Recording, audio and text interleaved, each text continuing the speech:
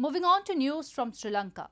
Weeks after the cargo ship laden with chemicals sank off Sri Lanka's western coast in what is already the country's worst ever man-made environmental disaster, experts from the United Nations Environment Programme met with Sri Lankan officials on Monday to address the environmental damage.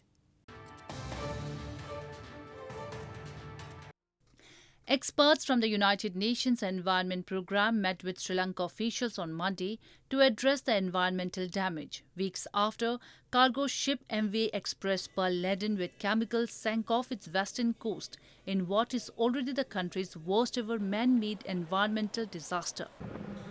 Sri Lanka's State Minister for Coast Conservation in a news conference after the meeting with UN experts said, according to them, this is the largest contamination of beaches with plastic pellets in the world. And their opinion is that what ended up on the beach is about 40% of the total amount of plastic pellets from the ship. ඕන් විශේෂයෙන් පෙන්වා දෙන කාරණා තුනක් තිබෙනවා. පළවෙනි කාරණේ තමයි ඕන්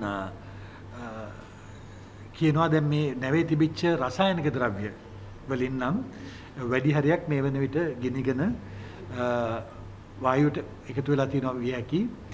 Footage from local media taken on Sunday showed that turtles and carcasses of other marine animals which had washed up ashore on a beach in Colombo.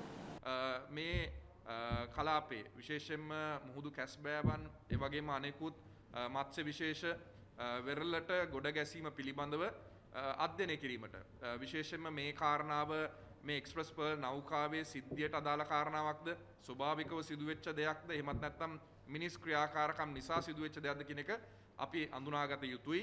ඒ පිළිබඳව පරීක්ෂණ පවත්වනවා. ඒ පරීක්ෂණ පැවැත්වීමේදී අවශ්‍ය විශේෂඥ සහාය ලබා ගැනීමට උපදෙස් ලබා දීලා තියෙනවා.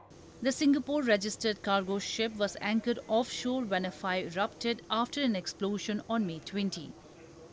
Flaming containers filled with billions of plastic pellets tumbled into the sea from the ship's deck as emergency crews sought to contain the blaze over the next 2 weeks.